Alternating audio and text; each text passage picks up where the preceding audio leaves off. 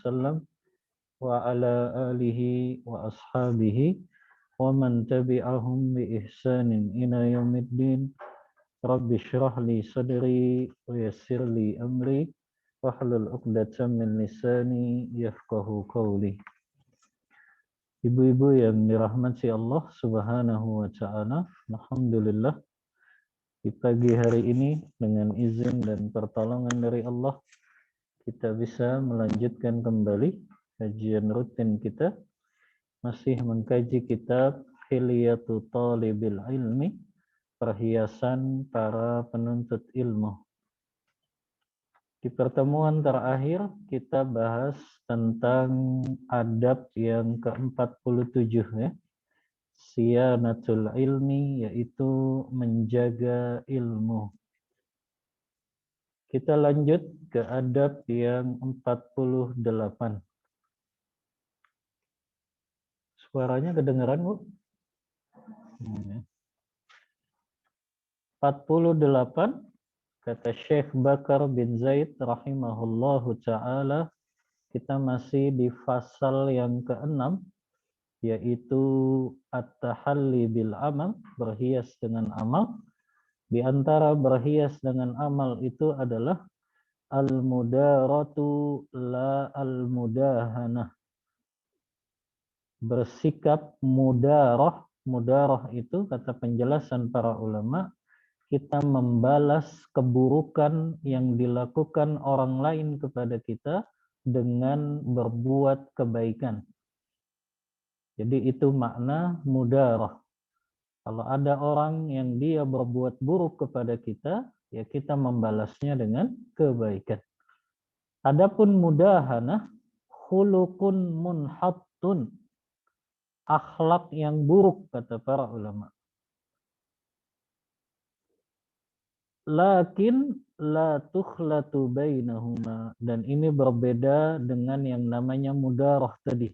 Ya, mudarah seseorang dia tidak kompromi dengan kebatilan, dengan kesesatan, tapi dia membalas perbuatan buruk yang dilakukan orang lain dengan dia membalasnya dengan kebaikan. Bahkan kata Syekh Bakar bin Zaid, fatahmilukal mudahanatu ila hadarin nifaqi mujaharah. Seseorang yang berbuat mudahanah, dia terjerumus kepada sikap nifak, kemunafikan secara terang-terangan. Wal mudahanatu hiyallati tamussu dinak, dan mudahanah itu menjadikan seseorang menodai agamanya. Sini. Nah, udah kan? Masih ada yang online ya, Bu? Luar biasa memang. Baik. Jadi kompromi dengan kebatilan tidak boleh bagi seorang penuntut ilmu. Saya kasih dalilnya, Bu. Sebab turunnya surah Al-Kafirun. Kalau Ibu baca kitab tafsir Ibnu Katsir, kitab tafsir At-Tabari, maka akan dibawakan sababun nuzul surah Al-Kafirun. Sebab turunnya surah Al-Kafirun. Ada yang tahu, Bu, sebab turunnya surah Al-Kafirun? Sebab turunnya di antaranya diriwayatkan oleh sahabat Abdullah bin Abbas radhiyallahu anhuma. Beliau berkata, anna nafaran min Quraisyin ja'u ila Rasulillah sallallahu alaihi wasallam. Ada beberapa utusan dari kaum Quraisy datang kepada Nabi sallallahu alaihi wasallam.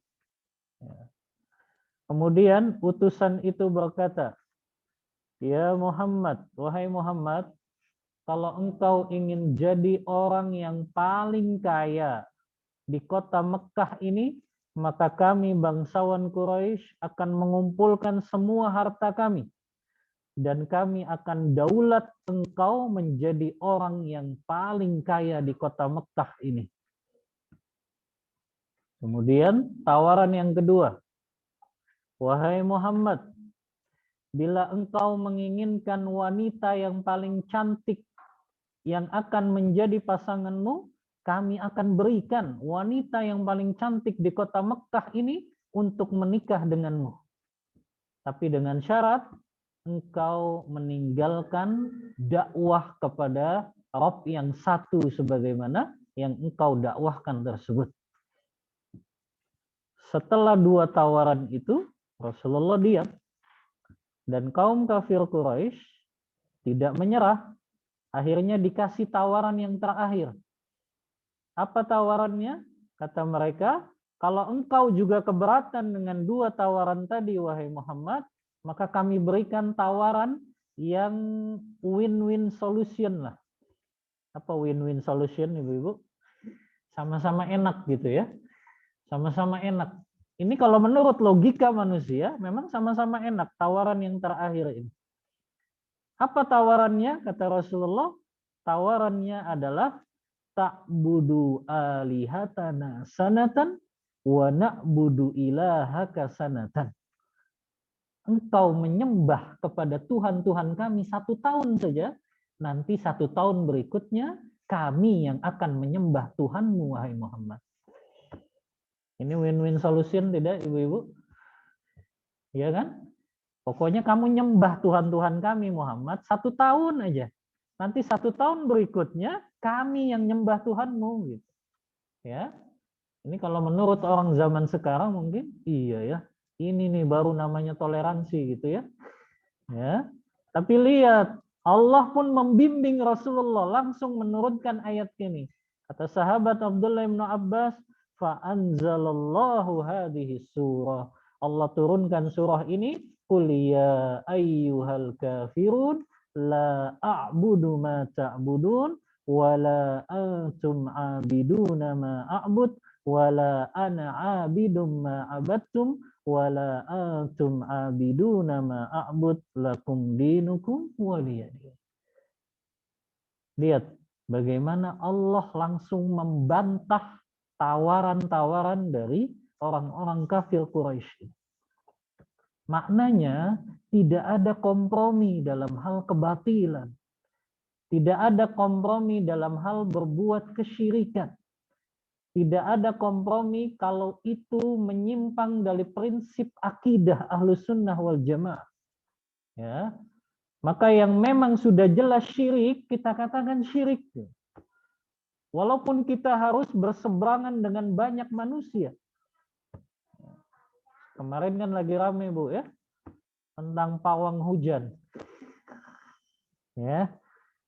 Ada sebagian kaum muslimin yang meyakini pawang hujan itu ya memang dialah yang menghentikan hujannya. Ini kan syirik sekali. Ya. Bagaimana mungkin ya seorang makhluk bisa mengatur alam semesta ini? Ya. Dan terkadang juga kita ini salah kaprah luar biasa. Pemahaman kaum muslimin di Indonesia, kalau seseorang punya kelebihan di luar kebiasaan manusia, itu langsung dianggap wali. Ya, wah ini wali Allah nih. Bahkan aneh sekarang. Orang gila yang nggak pakai pakaian dibilang wali. Ya, disebutnya wali majdub katanya. La haula wala quwata illa billah. Ya. Maka ukurannya kan bukan seperti itu. Dalam akidah Ahlussunnah wal Jamaah, wali Allah itu tidak ditimbang apakah dia punya kelebihan atau tidak. Tapi timbangannya adalah Al-Quran dan Sunnah. Lihat bagaimana ketakwaannya kepada Allah. Jelas kok ayatnya, surah Yunus ayat 62 dan 63. Ala inna awliya Allah la khawfun alaihim wa lahum yahzanun alladzina amanu wa kanu yattaqun. Itu jelas kok, 2 sifatnya wali Allah itu mereka beriman dan mereka bertakwa kepada Allah. Ini masyarakat hari ini dibuat bingung luar biasa. Kok bisa seseorang yang dia nggak sholat 5 waktu, seseorang yang dia malah penampilannya nggak pernah mandi, nggak pernah pakai pakaian kok dibilang wali gitu. Ya, ada lagi yang gara-gara dia cuma bisa jalan di atas air gitu ya, atau terbang di udara, kemudian tiba-tiba diklaim sebagai wali Allah. Ya, kalau ukurannya orang yang bisa terbang itu wali Allah, Batman juga bisa terbang, Bu. Ya, Superman juga bisa terbang gitu kan. Ya. Jadi ukurannya bukan itu. Wali Allah itu adalah yang beriman dan bertakwa.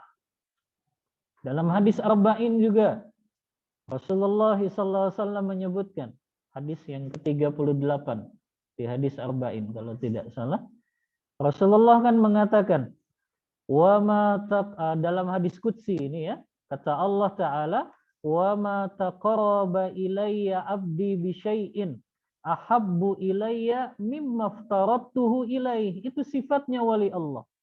Tidaklah seseorang mendekatkan diri kepadaku, kata Allah, yang lebih aku cintai, melainkan dia melaksanakan apa yang aku wajibkan atasnya.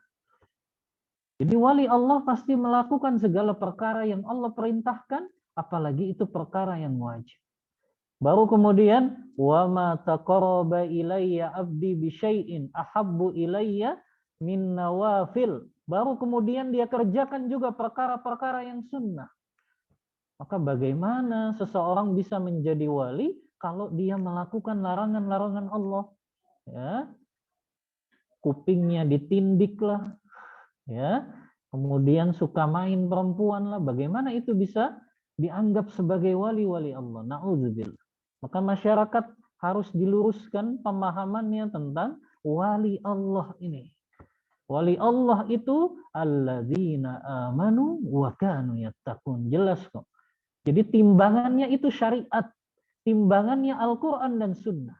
Bukan dilihat dia bisa terbang di udara, dia bisa berjalan di atas air, atau dia bisa menahan hujan nggak turun. Bukan itu. Dajjal lebih hebat dari itu, Bu. Dajjal lebih hebat kok, dikabarkan oleh Rasulullah. Nanti akan didatangkan seorang laki-laki, sudah dibelah itu dari atas kepala, dibagi dua, tiba-tiba Dajjal panggil lagi, menyatu lagi tubuhnya yang sudah dipotong-potong itu. Itu kan Dajjal. Ya, ketika Dajjal datang kepada suatu kaum dan kaumnya nggak mau mengikuti Dajjal, dia jadikan hujan itu tidak turun. Itu Dajjal, ya. Maka tidak semua orang yang memiliki kelebihan di luar kemampuan manusia itu disebut sebagai wali Allah, karena itu bisa saja justru sebagai istidraj. Apa istidraj, Ibu? Apa istidraj? Istidraj itu kelebihan yang Allah berikan kepada makhluk, kepada manusia, bahkan manusianya itu orang yang fasik, orang yang suka maksiat. Tapi Allah kasih kelebihan. Kenapa? Karena Allah ingin akhirkan azab untuknya yang lebih pedih pada hari kiamat nanti. Ini namanya istidraj, sebagaimana yang Allah berikan kepada Dajjal. Ya. Nah, maka ini yang harus diluruskan dalam pemahaman masyarakat tentang wali Allah. Ya, makanya Ibu kalau bisa beli buku bagus yang ditulis Syekhul Islam Ibnu Taimiyah, Al-Furqan Baina Auliya'i Rahman wa Auliya'i Syaitan. Pembeda atau perbedaan antara wali-wali Allah Ar-Rahman dengan para wali-wali syaitan. Ya. Baik. Jadi tidak ada kompromi dalam hal kebatilan. Dalam hal yang itu masuk dalam prinsip akidah kita, kita tidak boleh meyakininya. Kita harus betul-betul meyakini yang bisa mengatur alam semesta ini hanya Allah. Ya, yang bisa mengatur hujan turun atau tidak itu hanya Allah Ta'ala. Yang bisa menjadikan musim ini panas atau dingin itu hanya Allah Ta'ala.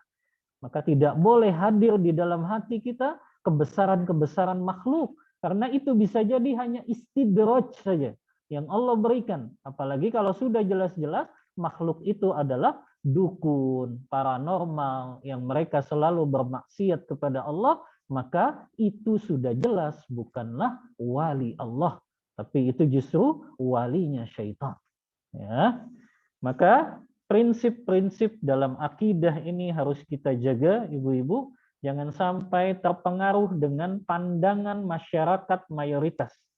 Ya, bisa jadi memang mayoritas masyarakat meyakini itu, tapi ketika itu bertentangan dengan prinsip akidah kita Ahlus Sunnah wal Jamaah, maka kita tidak meyakini hal tersebut. Ya, begitu juga seperti yang diyakini misalnya oleh orang-orang atau kelompok Mu'tazilah yang mereka meyakini bahwasannya seorang hamba nggak akan bisa melihat Allah pada hari kiamat nanti. Ini kan keyakinan yang batil, ya, bahwa Allah sudah jelaskan ya di dalam Al-Qur'an maupun juga di dalam hadis-hadis Rasulullah yang sahih bahwa innakum satarawna rabbakum, sesungguhnya kalian akan melihat Rabb kalian nanti pada hari kiamat. Bahkan puncak kenikmatan seorang hamba ketika dia masuk ke dalam surga adalah ketika dia bisa melihat wajah Rabb-nya Allah Subhanahu wa ta'ala. Maka tidak ada kompromi dalam hal yang bisa merusak akidah kita. Ya, keyakinan-keyakinan ya yang itu bisa merusak akidah atau prinsip akidah kita Ahlus Sunnah wal Jamaah, tidak ada kompromi dalam hal tersebut. Ya, atau berkaitan dengan perayaan-perayaan hari raya non-muslim yang kita hari-hari ini betul-betul dibuat bingung karena seolah-olah dipaksa kalau toleransi itu harus mengucapkan selamat terhadap hari rayanya non-muslim. Ini bertentangan. Kita tidak kompromi dalam hal masalah akidah ini. Kita menghormati, bukan menghormati ya, kita tidak mengganggu mereka ibadah, kita membiarkan mereka beribadah, itu sudah masuk dalam kategori toleransi. Jadi toleransi hari ini kan kebablasan luar biasa. Kita diminta ikut-ikutan hari raya ibadahnya orang non-muslim.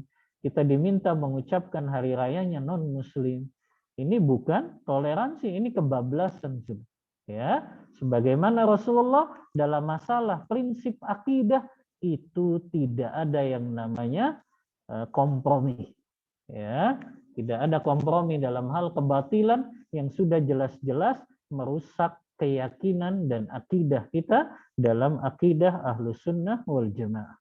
Ya, beda dengan masalah-masalah fikih yang mungkin masih ada perbedaan yang di situ kita bersikap tasamuh, saling menghormati. Ya, ada ibu mungkin yang nanti tarawehnya 11 rakaat, ada yang tarawehnya 23 rakaat, silakan.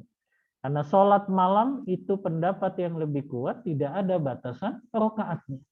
Dalam masalah ini, oke, kita bisa untuk saling tasamuh, menghormati. Kita bisa kompromi. Tapi dalam masalah yang merusak akidah dan keyakinan kita, tidak ada kompromi dalam perkara tersebut. Ya, dan ini diantara berhias dengan amal, adabnya penuntut ilmu, tidak kompromi dalam hal kebatilan. Tidak kompromi dalam hal yang merusak prinsip akidah kita. Lanjut yang ke-49. Al-gharamu bil kutub. Al-gharam itu gemar sekali dengan buku-buku, Ibu. Ya. Tapi gemar di sini bukan gemar koleksinya doang, Ibu, tapi nggak pernah dibaca. Ya, makna gemar sekali di sini dia suka sekali dengan yang namanya membaca kitab-kitab para ulama. Ya. Tapi nanti kita jelaskan kitab-kitab yang seperti apa yang kita sebagai penuntut ilmu patut untuk senantiasa membacanya. Ya. Kata Syekh Bakar bin Zaid, syaraful ilmi ma'lumun. Kemuliaan ilmu itu sudah diketahui. Li umumi naf'ihi. Karena ilmu agama itu begitu luas manfaatnya. Nah, ini yang harus kita garis bawahi. Ilmu agama itu begitu luas manfaatnya. Manfaatnya untuk kehidupan diri kita pribadi, manfaatnya untuk keluarga kita, manfaatnya untuk masyarakat di mana kita tinggal, bahkan ilmu agama itu bisa mendatangkan manfaat untuk benda-benda mati sekalipun, Ibu. Ya, jadi manfaatnya luas sekali. Anda pernah jelaskan dahsyatnya Al-Quran, Ibu, ya, yang bisa memberikan efek kepada benda mati sekalipun. Pernah Anda sampaikan kan, Bu? Hah? Masa belum? Atau udah hilang catatannya? Subhanallah. Al-Quran itu begitu menakjubkan, Ibu-ibu, karena dia bukan hanya membawa efek kepada orang yang membacanya, memberikan efek kepada orang yang mendengarkannya, tapi kepada benda mati sekalipun, Al-Quran bisa memberikan efek. Contohnya apa? Rumah. Kata sahabat Abu Hurairah, innal baita la yattasi'u ala ahli wa tahduruhul malaikah wa tahjuruhu syayatin wa yaksuru khairuhu bi an yuqra al-Qur'anu fih. Ini kata sahabat Abu Hurairah, sahabat yang paling banyak meriwayatkan hadis. Beliau berkata, rumah yang senantiasa dibacakan Al-Quran akan mendapat 4 keistimewaan, Ibu. Lihat, Al-Quran saja bisa memberikan efek kepada rumah, loh, Ibu. Rumah benda mati atau makhluk bernyawa, Ibu? Benda mati. Tapi kok bisa memberikan efek? Lihat, kata sahabat Abu Hurairah, rumah yang senantiasa dibacakan Al-Quran, yang pertama, dia akan menjadikan hati para penghuninya menjadi lapang dan luas. Ini efek Al-Quran. Lihat bagaimana Al-Quran, kalamullah, wahyu Allah, itu bisa memberikan efek kepada benda mati sekalipun. Rumah yang senantiasa dibacakan Al-Quran, Allah jadikan rumah tersebut menjadikan hati para penghuninya menjadi lapang dan luas, Ibu. Walaupun tipe rumahnya berapa paling kecil, Ibu? Tipe 21 atau tipe 36 gitu ya. Tapi ketika penghuninya sering bacain Al-Quran itu rumah, hati para penghuninya justru menjadi lapang dan luas. Suaminya baca Quran, istrinya baca Al-Quran, anak-anaknya baca Al-Quran. Kalau dia punya pembantu, pembantunya baca Al-Quran, subhanallah. Bagaimana tidak lapang hati para penghuninya yang penuh dengan zikir kepada Allah, yaitu Al-Quran Al-Karim. Sebaliknya, Ibu, rumah sebesar apapun, rumah seluas apapun, rumah 3 lantai katakanlah, tapi nggak pernah dibacakan Al-Quran, Allah jadikan hati para penghuninya menjadi sempit. Ibu sering mungkin pernah lihat rumah besar kok nggak ada penghuninya, Bu, ya? Jangan-jangan sebabnya memang nggak pernah dibacakan Al-Quran. Jadi hati para penghuninya sempit aja di rumah itu. Ya, nggak pernah betah di rumah itu. Karena nggak pernah dibacakan Al-Quran. Ini manfaatnya kita tahu ilmu. Ya. Yang kedua, kata sahabat Abu Hurairah, wa tahduruhul malaikah. Rumah yang senantiasa dibacakan Al-Quran, malaikat-malaikat hadir di rumah tersebut. Ya Allah, Ibu. Malaikat-malaikat loh hadir. Kata Al-Hafiz Ibnu Katsir, ini kaidah ini. Kaidah dari Al-Hafiz Ibnu Katsir, ahli tafsir dari mazhab Syafi'i, beliau berkata, tidaklah suatu tempat dihadiri oleh para malaikat, melainkan tempat tersebut akan mendapat curahan rahmat dan berkah dari Allah Subhanahu wa Ta'ala. Lihat kaidahnya, Bu, ya. Tidaklah sebuah tempat dihadiri oleh para malaikat kecuali di tempat tersebut Allah curahkan rahmat dan keberkahan yang begitu banyak di tempat tersebut. Subhanallah. Maka rumah yang senantiasa dibacakan Al-Quran, dihadiri oleh para malaikat, Allah curahkan keberkahan, kebaikan, rahmat, subhanallah. Bagaimana hati para penghuninya nggak tenang gitu. Orang malaikat-malaikat yang hadir di rumahnya. Subhanallah. Kita kan di antara sebab mengejar malam Lailatul Qadar apa Ibu? Di antara keutamaan malam Lailatul Qadar apa? Apa Bu? Di antara keutamaannya? Malaikat-malaikat turun ke muka bumi. Iya kan Bu? Tanazzalul malaikatu wa ruhu fiha biizni rabbihim min kulli amr salamun hiya hatta matla'il fajr. Tanazzalul malaikah, para malaikat turun. Waruh di sini para ulama tafsir mengatakan pemimpinnya para malaikat yaitu malaikat Jibril alaihi salam. Bahkan Imam Qurtubi dalam tafsirnya Jami' li Ahkamil Quran beliau mengatakan semua malaikat turun pada malam Lailatul Qadar.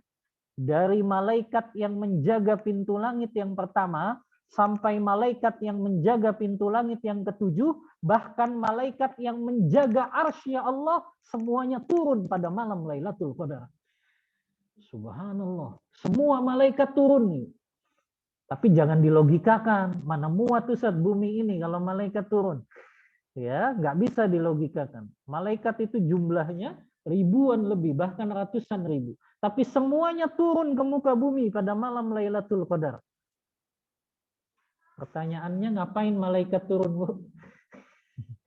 Ngapain para malaikat turun pada malam Lailatul Qadar? Ngapain Ibu-ibu? Ngapain malaikat turun pada malam Lailatul Qadar? Nah, kata para ulama tafsir, malaikat turun pada malam Lailatul Qadar. Semuanya tadi ya. Mereka mendoakan orang-orang yang beribadah pada malam Lailatul Qadar tersebut. Ya. Apa efeknya, Bu? Ketika malaikat turun ke muka bumi, ada efeknya tidak, Bu? Ada. Lihat di akhir ayat ini, salamun hiya hatta matla'il fajr. Allah jadikan malam itu begitu tenang. Air-airnya begitu tenang. Angin-anginnya tenang gitu ya, sepoi-sepoi ya. Dan malam itu begitu tenang luar biasa. Ini diantara efek malaikat turun, Bu. Ya, jadi malaikat ketika turun ke suatu tempat, Allah curahkan keberkahan dan juga kebaikan dan rahmat di tempat tersebut. Lihat, sampai Allah mengatakan, salamun hiya hatta matla'il fajr. Begitu tenang dan damai malam tersebut sampai datangnya waktu fajar. Gimana Bu, rumah yang dihadiri para malaikat? Subhanallah. Ya, lihat efek luar biasanya Al-Quran. Ini yang gak ada di kitab-kitab lain sebelum Al-Quran Al-Karim. Ini hanya ada dalam Al-Quran, Bu, yang bisa memberikan efek kepada benda mati sekalipun, yaitu rumah-rumah kita. Allah jadikan rumah yang senantiasa dibacakan Al-Quran di dalamnya, para malaikat-malaikat hadir di rumah tersebut. Allahu Akbar. Ya, orang kalau nggak tahu ilmunya kan, akhirnya dia jadiin rumahnya cuma sekedar perabotan-perabotan yang mahal saja. Padahal yang menjadikan rumah itu terasa enak atau tidak apa, Bu? Hati kita kan. Siapa yang membolak-balikan hati kita? Allah Ta'ala. Siapa yang menjadikan hati kita tenang ketika berada di dalam rumah? Ketika kita sering berkomunikasi dengan Allah melalui membaca Al-Quran Al-Karim. Ya. Yang ketiga, Bu, rumah yang senantiasa dibacakan Al-Quran, kata sahabat Abu Hurairah, wa tahjuruhu syayatin. Syaitan kabur dari rumah tersebut. Jadi syaitan nggak betah, Bu, karena para malaikat yang hadir. Syaitan pada kabur kalau malaikat-malaikat pada hadir. Ya, nggak betah syaitan. Ya. Makanya syaitan itu betah, Bu, di rumah yang di situ tidak ada zikir kepada Allah Ta'ala. Dan ini diantara haknya rumah, Ibu. Haknya rumah yang wajib kita tunaikan, kita senantiasa menjadikan rumah kita banyak zikir kepada Allah Subhanahu wa taala. Dan zikir yang paling afdol adalah membaca Al-Qur'anul Karim. Selain membaca Al-Quran, para penghuni rumah tersebut harus menghiasi aktivitasnya dengan membaca doa sehari-hari, Ibu. Mau makan, baca doa. Mau tidur, baca doa. Mau masuk ke toilet, WC, kamar mandi, baca doa. Keluar dari toilet, baca doa. Jadi rumah kita tuh penuh dengan zikir kepada Allah. Makanya dalam hadis riwayat Bukhari dan Muslim, Rasulullah berkata, syaitan apabila dia berkunjung di suatu rumah, dan ternyata penghuni rumah itu setiap dia makan, dia baca doa, ketika dia tidur, dia baca doa, maka syaitan itu berkata kepada teman-temannya, la mabita lakum, wa la ta'ama lakum. Hari ini kita nggak punya tempat untuk bermalam, dan hari ini kita nggak punya jatah untuk makan. Ini syaitan berkata itu, Bu. Di rumah yang senantiasa itu hidup dengan zikir kepada Allah Ta'ala. Makanya tadi, kalau rumah itu senantiasa dibacakan Al-Quran, syaitan kabur, Bu, di rumah tersebut, nggak betah. Ya. Makanya berapa banyak rumah-rumah yang besar, rumah-rumah bertingkat, tapi kok isinya setiap hari gitu ya. Apakah suami berantem sama istrinya, apakah anak berantem dengan orang tuanya gitu ya. Selalu heboh gitu rumahnya, jangan-jangan memang rumahnya jarang dibacakan Al-Qur'anul Karim. Jadi syaitan betah di rumah tersebut. Ya. Maka ini pentingnya kita tahu ilmu ini.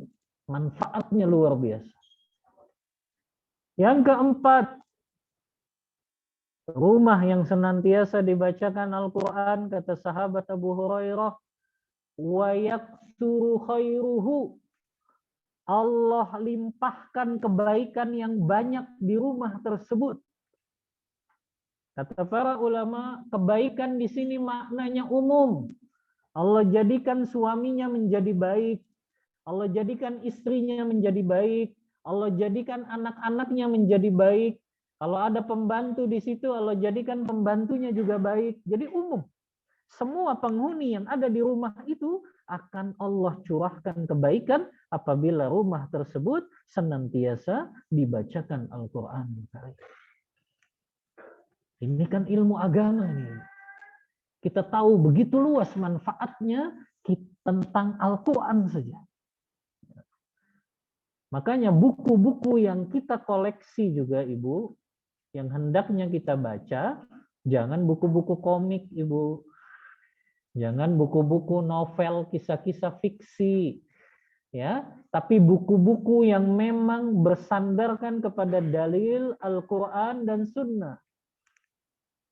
Itu yang akan menjadi teman setia kita di saat kita menghadapi masalah-masalah kehidupan ini. Di saat kita terbaring gitu ya, di rumah sakit, tapi ditemani dengan buku-buku yang di dalamnya, landasannya Al-Quran dan Sunnah, itu akan membawa ketenangan. Ibu-ibu mungkin yang pernah dirawat di rumah sakit, atau yang pernah terbaring sakit di rumah, itu ketika dalam keadaan sakit, ya, saya waktu positif COVID, Bu, saya cuma baca bukunya Ibnu Qayyim saja. Ya, saya baca, alhamdulillah selesai itu kitab Ad-Da' wad Dawa selama isoman di rumah. Ya, ketika terserang qadarullah COVID jilid 2 itu yang Delta itu. Ya. Dan saya isoman di rumah dan subhanallah, ya. Itu merasakan ketenangan saja membaca buku Ibnu Qayyim. Di muqaddimah saja saya sudah dapatkan sebuah hadis yang beliau bawakan, ma anzalallahu lakum da'an illa anzalallahu alaikum syifaan. Saya baru baca muqaddimahnya saja, Ibu. Ibnu Qayyim membawakan hadis, tidaklah Allah menurunkan sebuah penyakit kepada kalian, melainkan Allah pun sudah turunkan kepada kalian obatnya. Jadi subhanallah. Buku-buku agama itu, Ibu, yang menemani kita di saat kita dalam keadaan kepedihan yang luar biasa. Di saat kita ditimpa kesulitan, di saat kita ditimpa kesedihan, di saat kita ditimpa musibah, buku-buku agama yang berlandaskan Al-Quran dan Sunnah itu yang selalu membawa ketenangan kepada hati dan jiwa kita. Maka buku-buku itu, Bu, yang kita koleksi. Di saat kita merasakan kehidupan yang begitu sumpek gitu ya, kehidupan yang begitu menyedihkan, masalah-masalah yang tidak kunjung selesai, baca kitab-kitab tersebut, ya, itu yang akan selalu memberikan ketenangan dan kebahagiaan dalam hati kita. Ya, jadi ibu-ibu kalau dikasih suami duitnya lagi pas-pasan, baca kitab-kitab itu, ibu. Ya, wah, insya Allah akan membawa ketenangan dalam hati dan jiwa kita. Ya, karena setiap kesedihan, setiap kesulitan, setiap kesusahan yang Allah berikan kepada kita, itu kan sebenarnya Allah ingin kita semakin dekat kepada Allah Ta'ala. Di antara cara Allah ingin mendekatkan diri kita kepadanya dengan kita mengkaji kitab-kitab yang di dalamnya berlandaskan Al-Quran dan Sunnah. Makanya itu yang selalu membawa ketenangan dan juga kebahagiaan di dalam hati kita. Makanya tadi manfaatnya begitu luas. Bahkan kata Syekh Bakar bin Zaid, wa syiddatul hajati ilaih.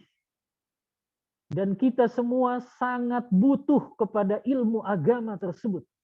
Kahajatil badani ilal anfas. Sebagaimana butuhnya tubuh ini untuk bernafas. Kemudian kata beliau, wa husulul ladzati wassururi biqadri tahsilihi. Bahkan tercapainya kebahagiaan dan kesenangan itu tergantung kepada ilmu agama yang kita miliki. Jadi ternyata kebahagiaan, kesenangan itu parameternya bukan harta, Ibu. Parameternya bukan kedudukan. Parameternya bukan kecantikan. Parameternya bukan semua fasilitas dunia yang terpenuhi dalam diri kita. Tapi parameternya sejauh mana ilmu agama itu kita miliki.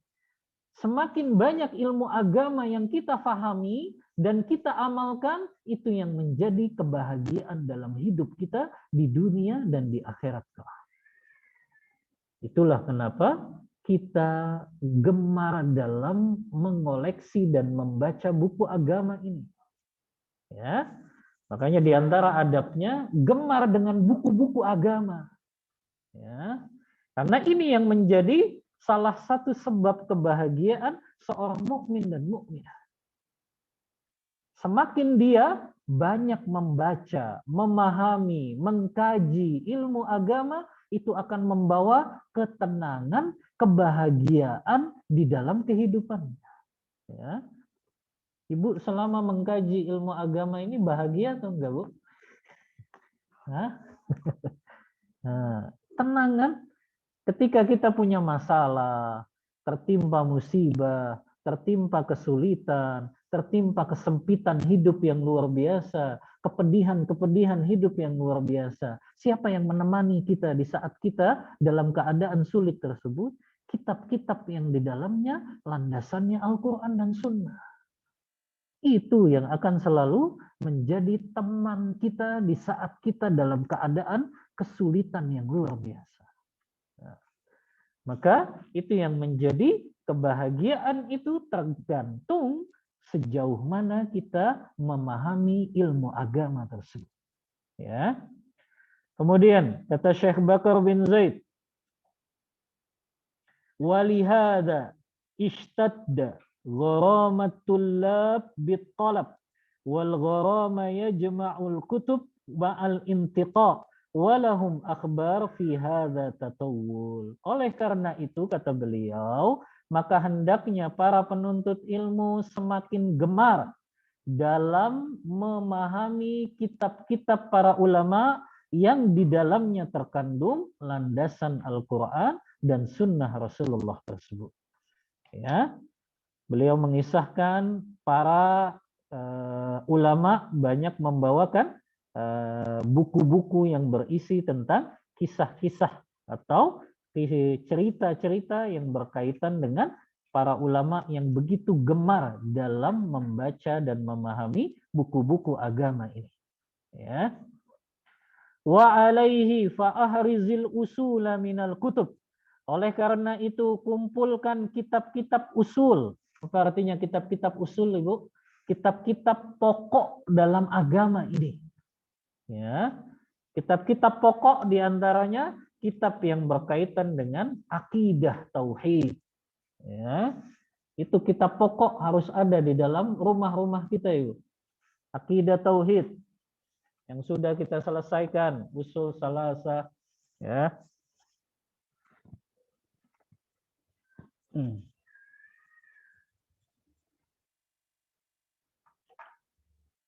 Kitab-kitab pokok.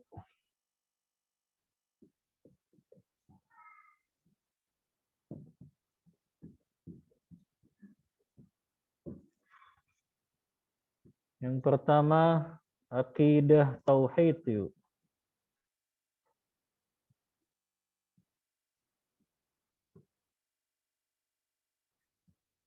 Yang terjemahan nggak apa-apa, Ibu. Ya, minimal ada di rak-rak buku kita. Bahkan kata Ibnu Qayyim al-Jauzi, seorang penuntut ilmu yang sejati, kata beliau, seseorang belum disebut sebagai penuntut ilmu sejati sampai dia merasakan kenikmatan ketika dia membeli kitab para ulama.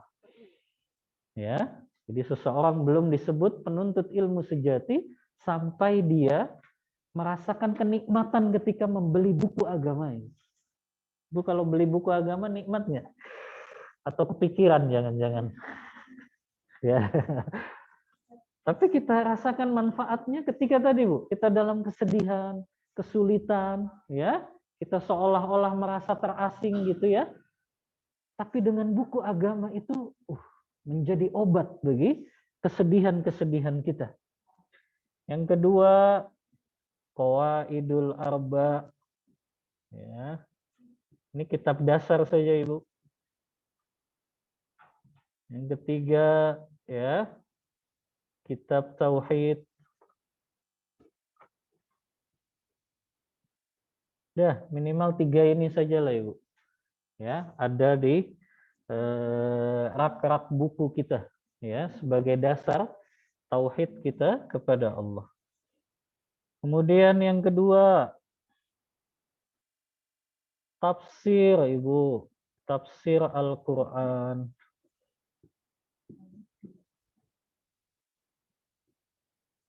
Gimana seseorang bisa merasakan kelezatan membaca Al-Quran kalau dia nggak tahu makna dan kandungannya? Ya, karena tadi Ibu, Al-Quran itu kan obat bagi hati dan jiwa kita. Kata Allah dalam surah Al-Isra, wa nunazzilu minal Qur'an ma huwa shifa. Ya, Allah, dan kami menurunkan Al-Quran sebagai obat bagi hati dan jiwa kita. Bagaimana Al-Quran bisa jadi obat kalau kita bacanya nggak paham tentang makna dan kandungannya. Ya, tafsir minimal tafsir juz amma dulu, Ibu. Ibu sudah punya tafsir juz amma? Juz 30. Juz amma itu juz 30 ya. Amma yatasa'alu sampai Anas ada ditulis oleh Syekh Utsaimin, ringkas kok. Ya. Apalagi ini mau Ramadan kan, Bu ya. Banyak bacalah kitab-kitab tafsir para ulama agar kita baca Al-Qur'an itu enggak merasa kering gitu. Cuma sekedar menyelesaikan khatam saja tapi tidak betul-betul meresap dalam hati dan jiwa kita. Maka tafsir juz amma dulu, Ibu, dari An-Naba itu sampai An-Nas deh. Kita selesaikan itu. Ya. Atau enggak ada kajian tafsir di sini? Belum ada. Kemudian Syekh Muhammad Ibnu Saleh Al-Utsaimin. Syekh Utsaimin. Nah, Beliau ada dijual terpisah kayaknya, juz 30. Ya. Kemudian atau kalau ibu mau baca tafsir Ibnu Katsir juga nggak apa-apa. Cuma takutnya terlalu pusing karena banyak riwayatnya. Boleh ibu, kalau ibu mau tafsir Ibnu Katsir.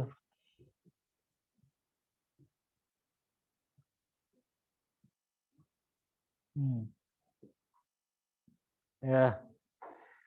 Kemudian yang ketiga hadis ibu.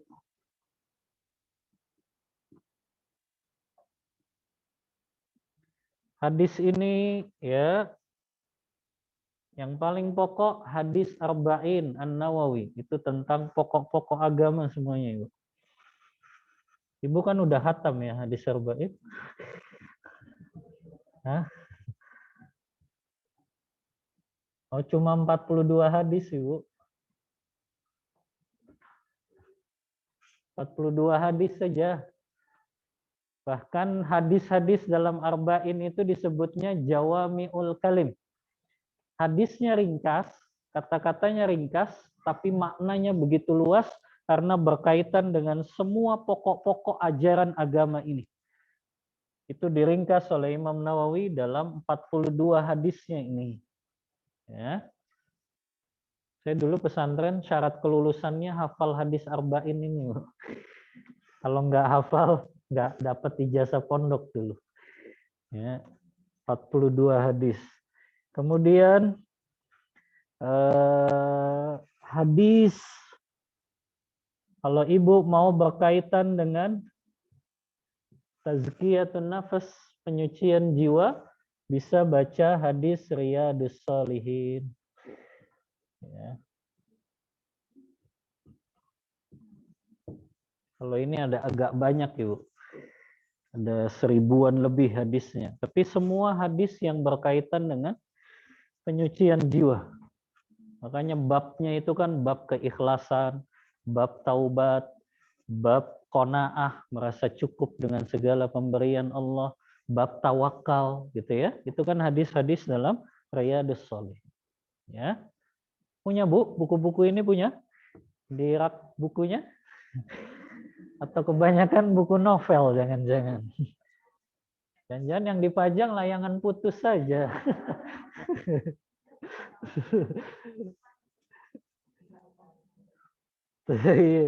Ya. Yang keempat, Ibu, berkaitan dengan adab dan akhlak ya. Adab, akhlak ya.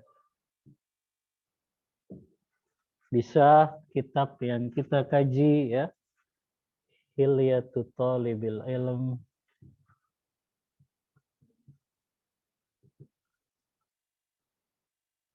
Atau akhlak secara umum, Ibu. Ada buku bagus judulnya Akhlakul Ulama. Akhlakul Ulama. Akhlaknya para ulama itu yang nulis Syekh Al-Ajuri.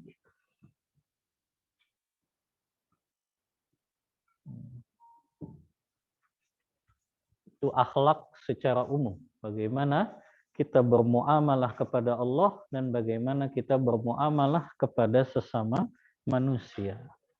Ya. Atau Ibu kalau punya kitab Minhajul Muslim juga ya. Syekh Abu Bakar Al-Jazairi bisa di situ dibahas juga tentang akhlak.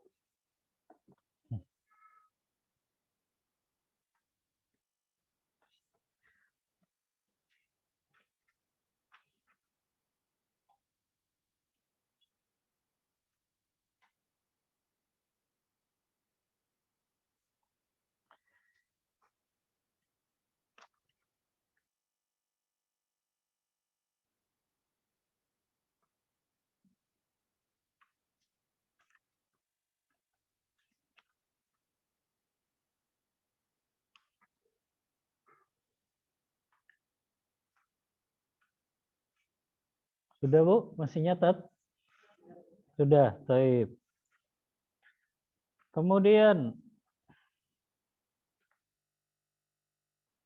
Kata Syekh Bakar bin Zaid, wa'lam annahu la yughni minha kitabun an kitab wa la tahsyur maktabataka wa tushawwish ala fikrika bil kutub al-ghusaiyah wa la siyama kutubul mubtadi'ah fa innaha sammun naqi'un. Kata beliau, tadi kan beliau mengatakan kumpulkan kitab-kitab usul, pokok-pokok ajaran dalam agama ini. Ketahuilah bahwasannya kitab usul tadi yang merupakan ajaran pokok agama ini membutuhkan penjelasan kitab lainnya. Maka jangan mengoleksi di dalam perpustakaanmu buku-buku yang akan mengacaukan pikiranmu. Buku-buku yang membuat kita bingung. Jadi nggak usah dikoleksi buku-buku filsafat, nggak usah Ibu. Ya, buku-buku filsafat kan makin buat bingung saja. Dan Anda melihat sekarang kan filsafat jadi mata kuliah wajib Ibu katanya di kampus-kampus ya. Makanya lahirnya mahasiswa-mahasiswa bingung kayaknya sekarang. Ya, mereka nggak bisa membedakan mana yang benar, mana yang batil, mana yang salah, mana yang memang itu benar gitu ya. Karena mereka sudah diajari filsafat yang merusak luar biasa. Ya. Maka yang bisa merusak, mengacaukan pikiran kita nggak usah buku-buku tersebut kita koleksi. Begitu juga buku-buku yang tidak bernilai. Buku-buku misalnya orang-orang yang mereka buku-bukunya para ahli bid'ah, mereka yang hanya menggunakan hawa nafsu ketika menafsirkan Al-Quran atau ketika menafsirkan hadis-hadis Rasulullah, maka itu bagaikan racun yang mematikan, kata beliau. Ya, maka hati-hati Bu, agak selektif di dalam mengoleksi buku-buku. Cukup buku-buku para ulama yang sudah familiar saja tadi yang Anda sebutkan.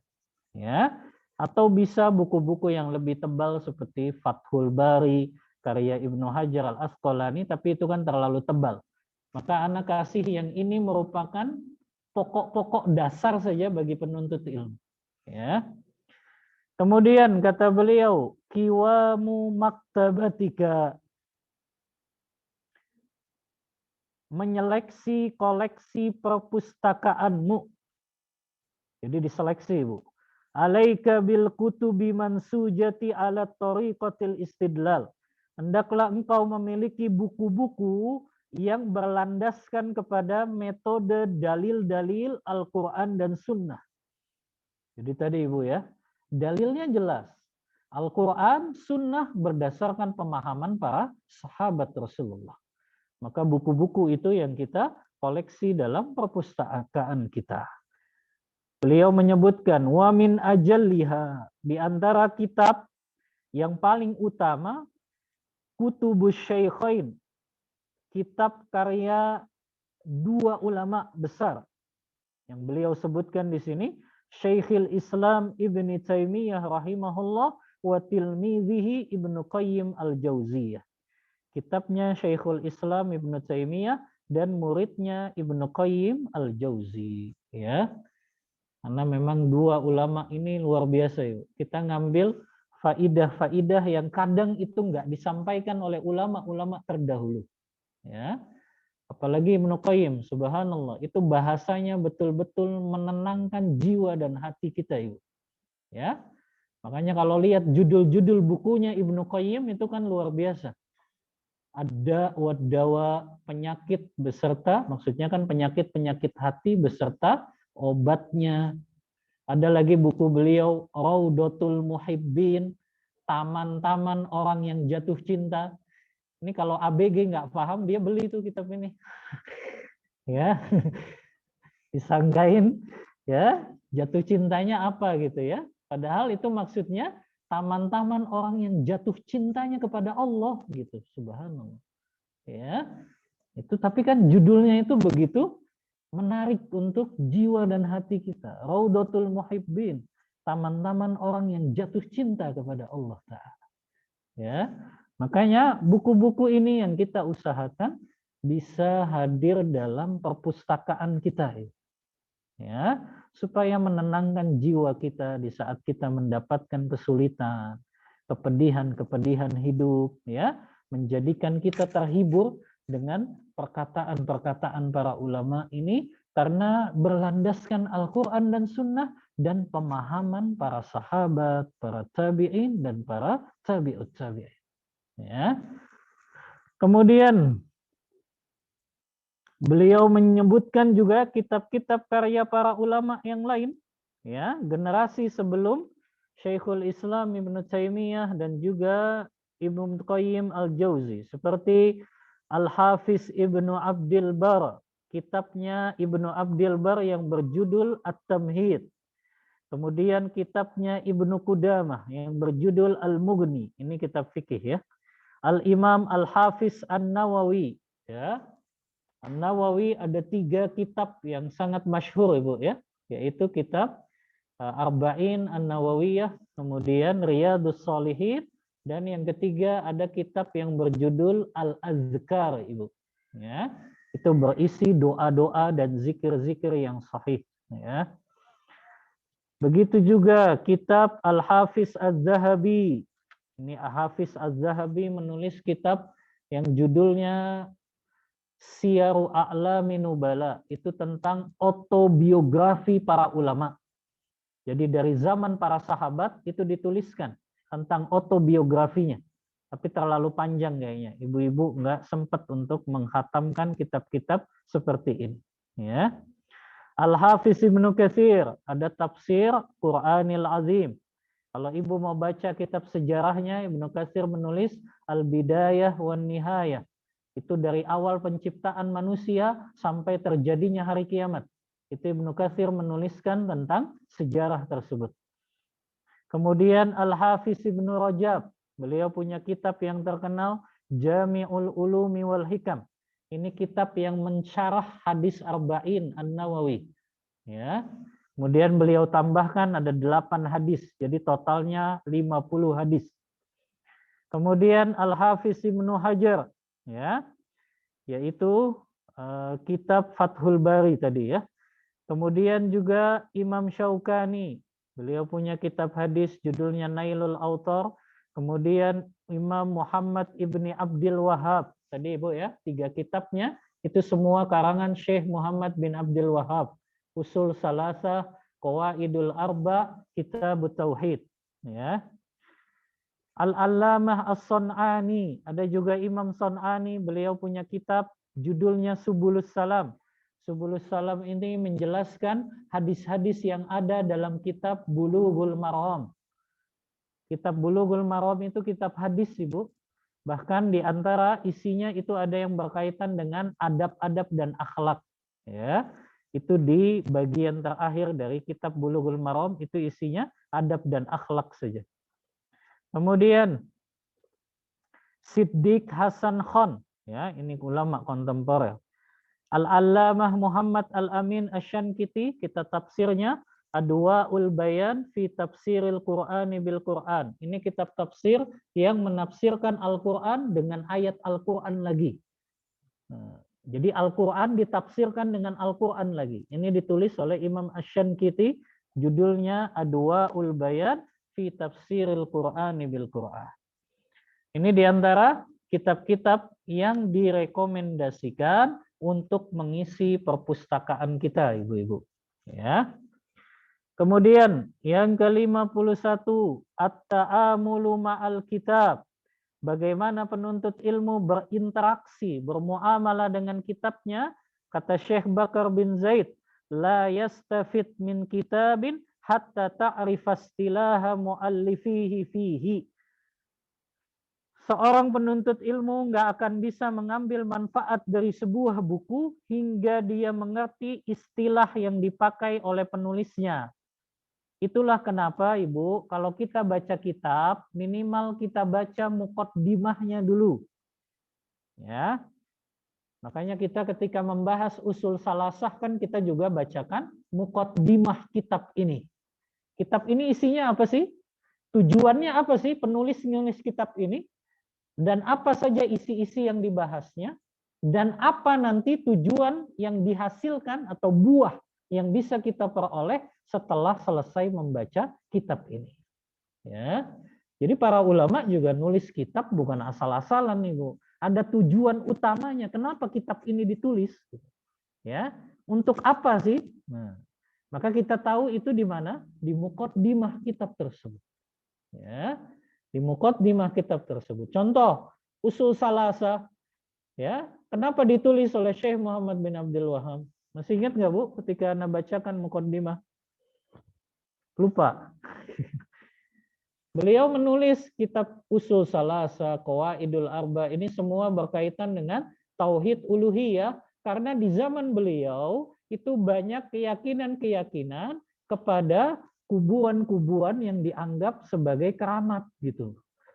Ya, dulu ada kuburan seorang ulama namanya Zaid Ibnul Khattab, dan itu banyak dikunjungi oleh orang-orang di zaman beliau.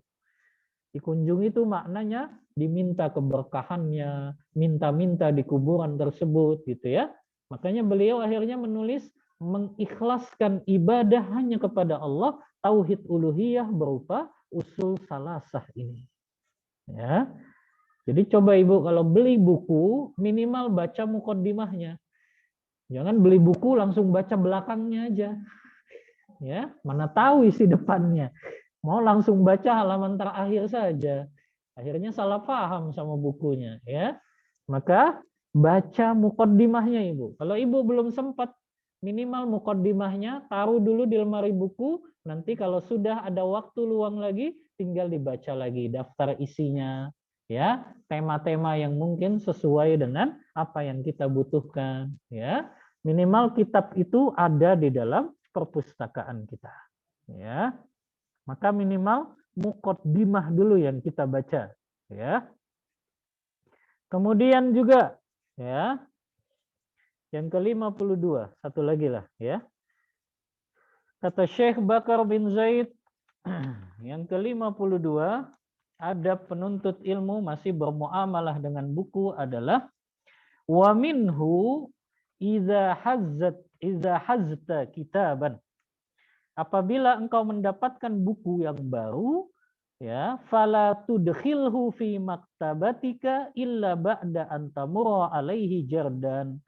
Jangan langsung kita simpan saja Ibu ke dalam perpustakaan kita, tapi kita baca sekilas dulu tadi. Minimal muqaddimah, daftar isinya sudah kita baca.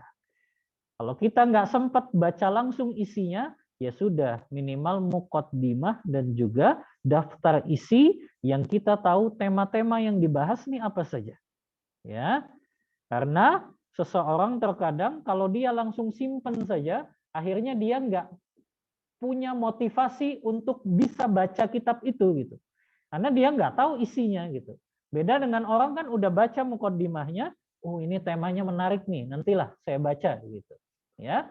Oh ini di daftar isinya ada tema-tema yang sesuai nih, ya, dengan yang mungkin dibahas para asatizah dan saya ingin perdalam lagi. Nah, itu kan enak. Nanti punya motivasi, saya harus baca ini hari ini misalnya. Jam sekian sudah punya jadwal. Maka minimal buku baru yang kita dapatkan, kita baca muqaddimah dan daftar isinya. Ya. Maka kita akan punya motivasi selanjutnya untuk bisa menyelesaikan buku yang kita beli ini. Ya. Baik, Anda cukupkan Ibu untuk materi. Selesai kita dari pasal yang ke-6 ya. Berhias dengan amal atau menghiasi ilmu kita dengan amal. Kita lanjut di pertemuan selanjutnya pasal yang ke-7. Ini pasal yang terakhir yaitu berkaitan dengan al-mahadzir, perkara-perkara yang harus dijauhi oleh para penuntut ilmu. Ini pasal yang terakhir Ibu, ya. Mudah-mudahan bisa kita selesaikan ya di pertemuan selanjutnya. Wallahu taala a'lam bissawab wa sallallahu ala nabiyyina Muhammadin wa ala alihi wa sahbihi wasallam.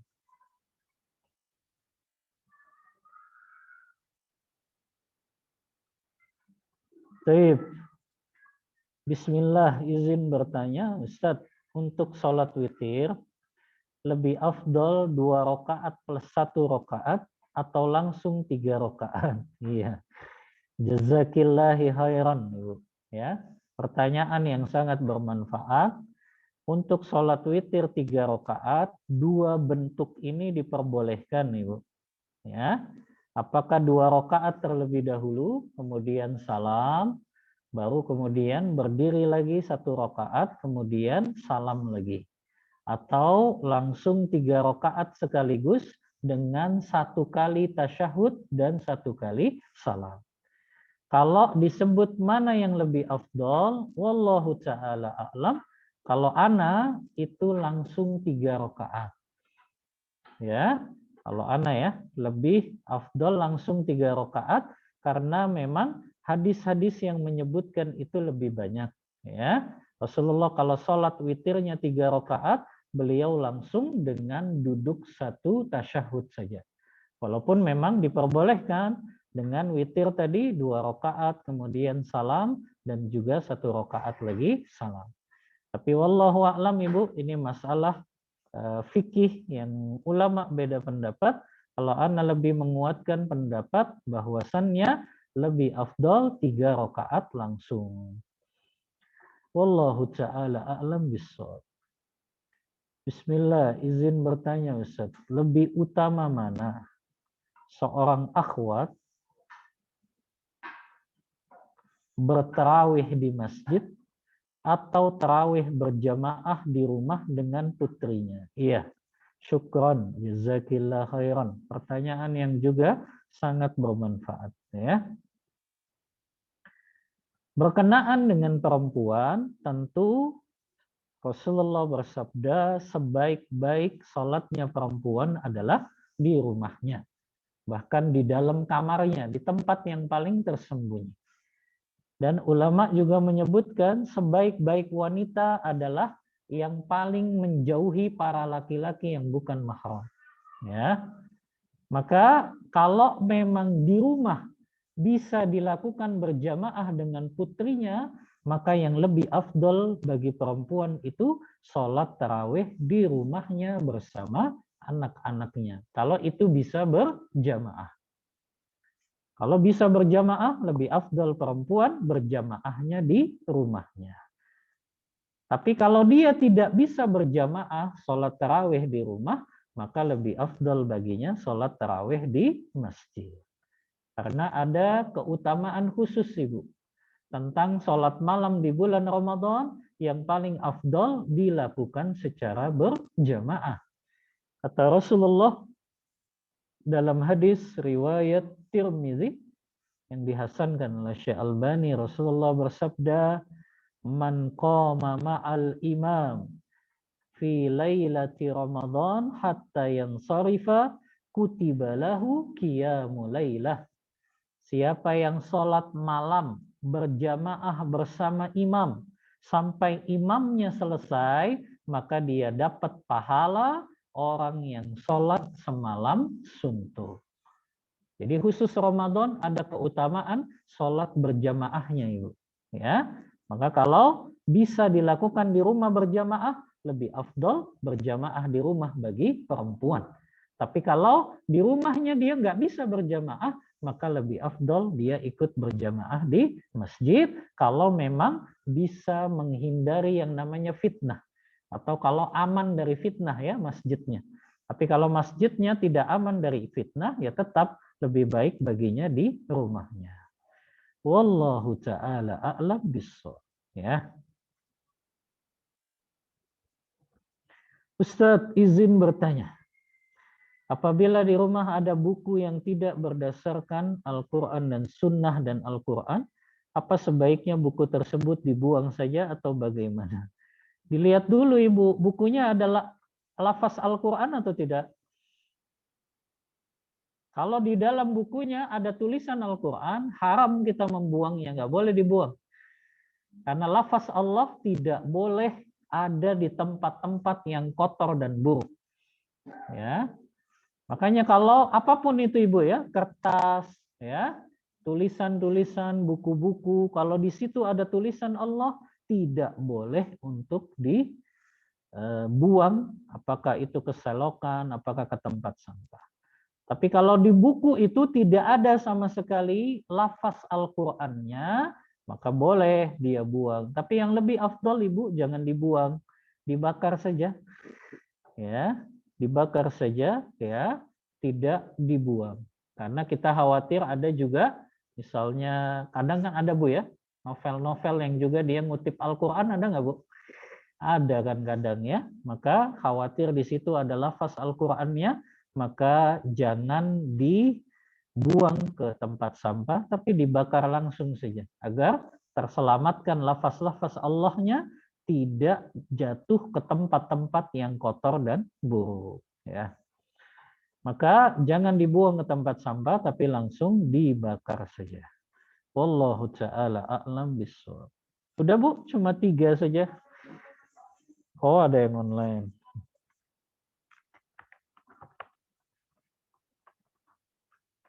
Iya.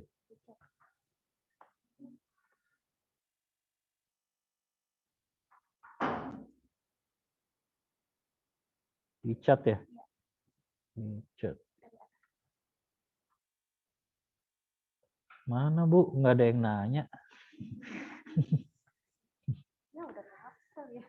Hah?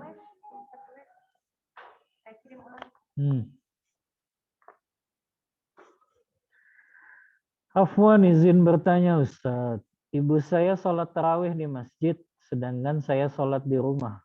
Apakah tidak mengapa Ustadz? Apa saya harus ikut ibu saya ke masjid? Ya. Kenapa nggak diajak ibunya di rumah? Nggak mau Ibu? Ya. Kalau berjamaah di rumah nggak mau ibunya. Kalau bisa yang pertama ajak ibunya tarawih bersama di rumah saja. Ya, kalau bisa ya. Tapi kalau memang ibunya tetap kekeh gitu ya, mau sholat tarawih di masjid, nggak apa-apa. Ibu menemani ibunya ibu gitu ya. Maka ibu temani saja ya untuk berjalan ke masjidnya ya. Dalam rangka kita mendapatkan 2 pahala double kan ya. Pahala mungkin ibu menyenangkan hati ibunya ibu, dan ibu juga kan tetap dapat pahala sholat tarawih berjamaah sampai imam selesai. Jadi kalau memang ibunya tetap kekeh mau sholat tarawihnya di masjid, nggak apa-apa. Ibu temenin orang tuanya ibu tersebut untuk sholat tarawih di masjid. Wallahu ta'ala a'lam bishawab.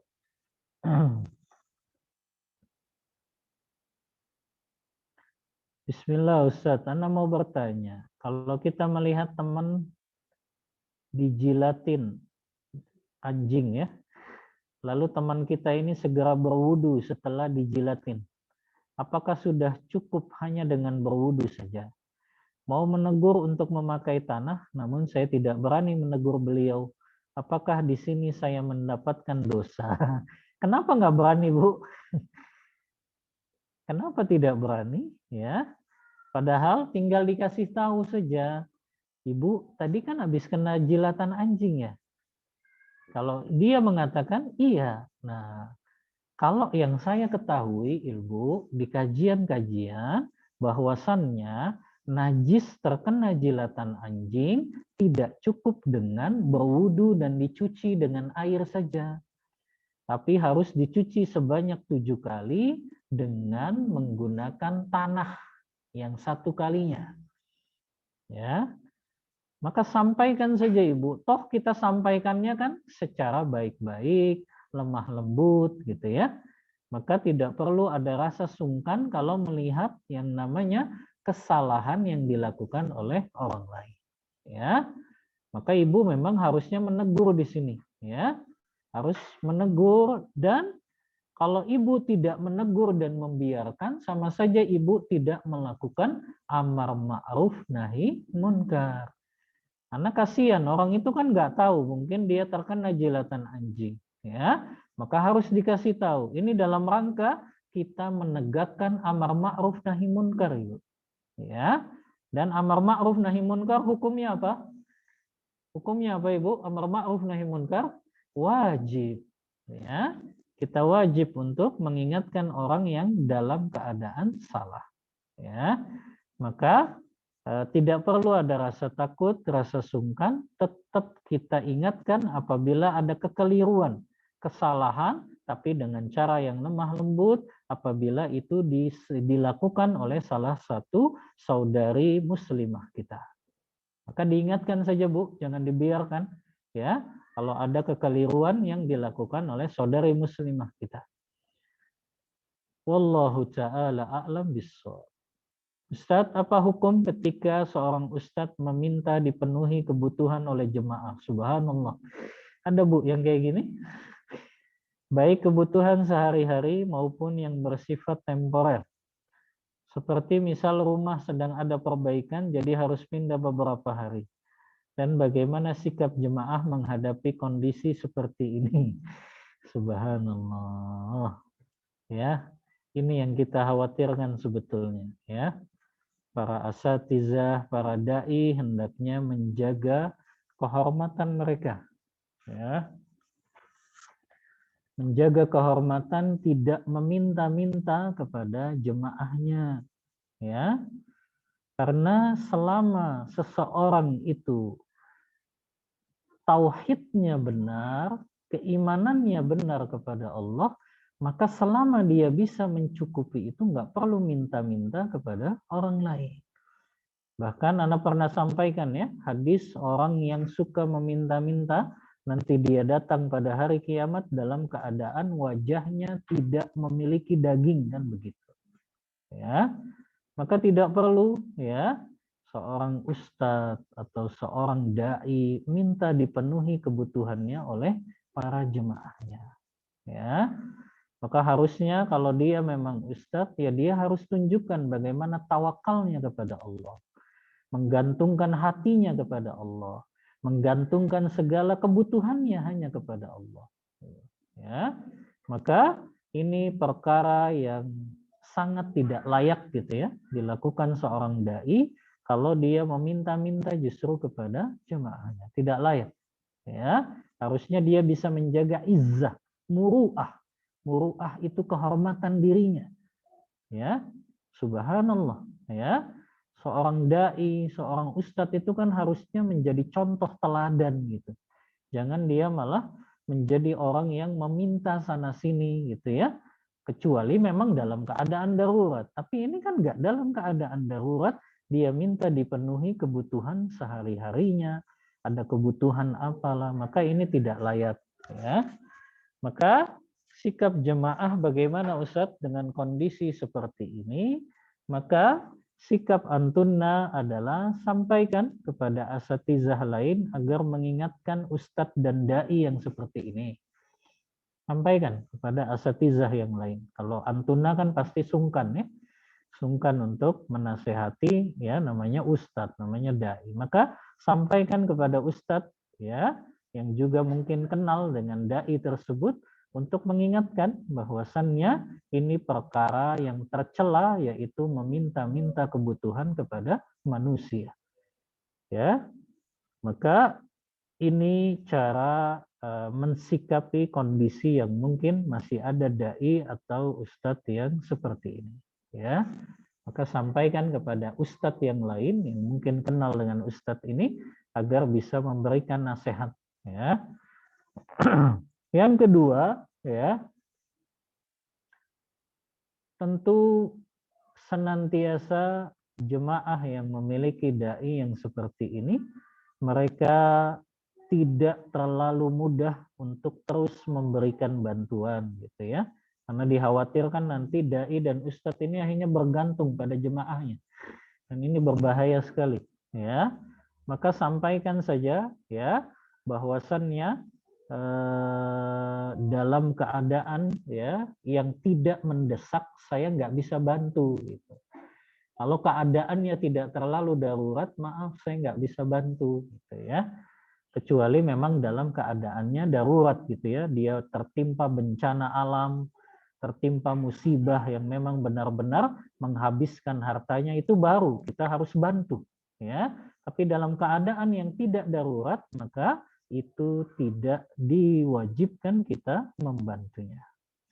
Wallahu taala a'lam bissawab. Ustadz, apabila seseorang punya banyak buku, tapi tidak dibaca, apakah berdosa dan buku itu akan menghisap? Ya, jazakillah khairan. Pertanyaan yang sangat bermanfaat. Ya, memiliki banyak buku itu bagus, Ibu. Tapi hendaknya dibaca. Ya, apakah buku yang kita beli itu kemudian tidak kita dibaca, tidak kita baca, apakah akan menghisap kita? Wallahu a'lam. Anda tidak tahu apakah buku tersebut akan menghisap ya seseorang pada hari kiamat. Karena yang menghisap kita adalah ilmu yang sudah kita ketahui ya. Yang itu akan ditanya oleh Allah ya, 4 perkara la tazulu qadama 'abdin yaumal qiyamah hatta yus'ala an arba. Dalam hadis riwayat Tirmizi, tidak bergeser kedua kaki seorang hamba pada hari kiamat di padang mahsyar kecuali dia ditanya tentang 4 perkara. Ya, an umrihi, tentang umurnya, fi ma'afnah, untuk apa dia habiskan, wa an ilmihi, tentang ilmunya, apakah dia amalkan atau tidak, ya, wa an malihi, dari mana, tentang hartanya, dari mana dia dapatkan dan kemana dia belanjakan, dan tentang seluruh anggota tubuhnya yang itu untuk apa dia gunakan. Ini yang dihisap ya. Adapun buku, wallahu a'lam, kalau dia berkaitan dengan harta, ya iya dia dihisap. Tapi apakah buku itu ketika tidak kita baca, kita akan dihisap? Ini Anda tidak tahu karena belum mendapatkan dalilnya. Yang pasti kita dihisap karena kita beli itu saja. Ya. Adapun kita tidak membacanya, apakah dihisap? Wallahu a'lam, Anda tidak mengetahui. Kemudian, Assalamualaikum. Waalaikumsalam warahmatullahi wabarakatuh. Ustadz Afwan, Ana mau bertanya. Bagaimana fidyah menurut syariat yang benar? Qadarullah, sudah beberapa tahun ini selesai anak-anak. Tahun ini selesai, anak-anak selesai ASI 2 tahun. Ana hamil lagi. Subhanallah.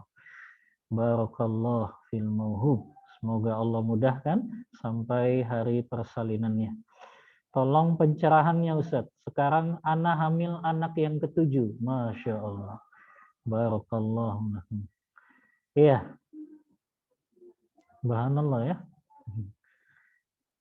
Berkenaan dengan fidyah, Ibu, untuk wanita hamil dan menyusui, Ana telah sampaikan memang ulama beda pendapat tentang wanita hamil dan menyusui ini, apa yang harus dia bayarkan ketika dia tidak berpuasa Ramadan.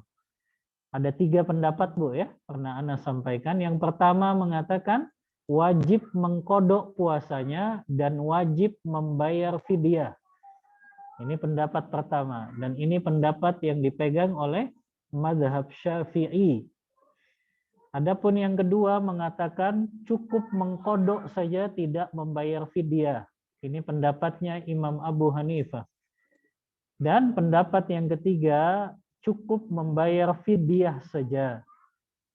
Berdasarkan dalil firman Allah dalam Al-Baqarah ayat 183, wa 'alal ladzina yutiqunahu fidyatun ta'amu miskin. Dan orang-orang yang dalam keadaan tidak mampu untuk berpuasa, maka baginya cukup membayar fidyah untuk orang miskin. Dan wallahu ta'ala a'lam, Ana lebih menguatkan pendapat yang ketiga, Ibu. Wanita hamil dan menyusui, kalau dia nggak puasa Ramadan, maka cukup dia membayar fidyah saja. Dan inilah pendapat sahabat Abdullah ibnu Abbas, Abdullah ibnu Umar, Abdullah ibnu Zubair, ya. Maka Ana lebih condong pada pendapat yang ketiga ini. Karena kenapa? Karena tadi kalau kasusnya seperti ibu yang bertanya ini, setiap tahun hamil, ya, bagaimana dia bisa mengkodok puasanya? Kan sulit sekali, ya. Maka cukup baginya membayar fidyah saja. Lalu bagaimana fidyah yang menurut syariat? Gampang Ibu.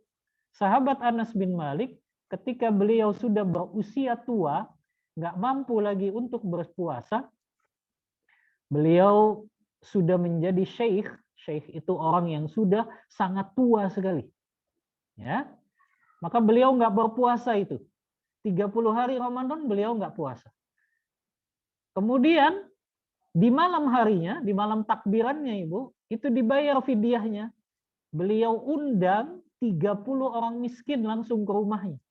Beliau kasih makan, selesai, bayar fidyahnya begitu saja. Ya, jadi boleh sekaligus Ibu.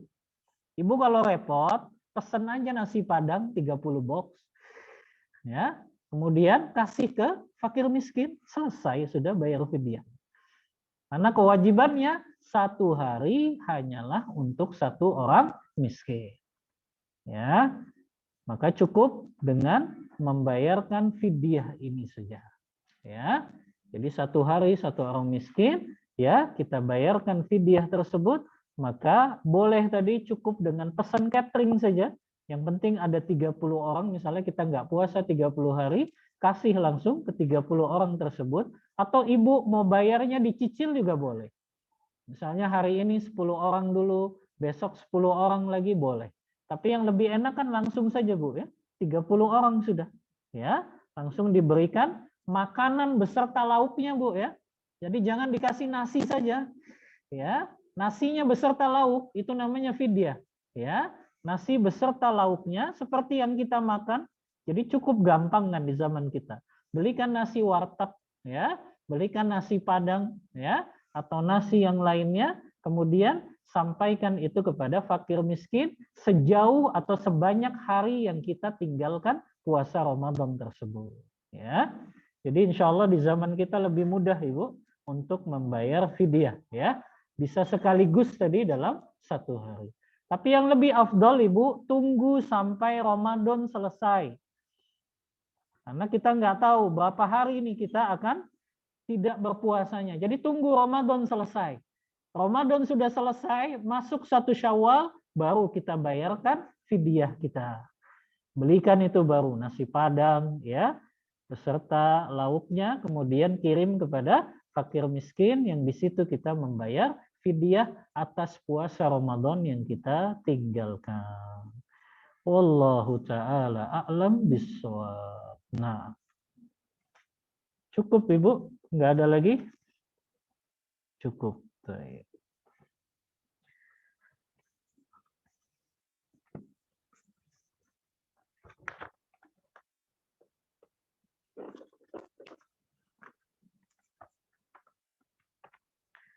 Baik, kalau tidak ada lagi kita cukupkan kajian kita pada pagi hari ini. Syukran jazakumullahu khairan atas perhatian Ibu semuanya. Mohon maaf bila ada kata-kata yang kurang berkenan di hati ibu-ibu semuanya. Aqulu qauli hadza wa astaghfirullah li wa lakum wa sallallahu ala nabiyyina Muhammadin wa ala alihi wa sahbihi wasallam. Kita tutup kajian kita dengan membaca doa kafaratul majlis. Subhanakallahumma wa bihamdika asyhadu an la ilaha illa anta astaghfiruka wa atubu ilaik. Walhamdulillahi rabbil alamin. Wassalamualaikum warahmatullahi wabarakatuh. Barakallahu fiikum.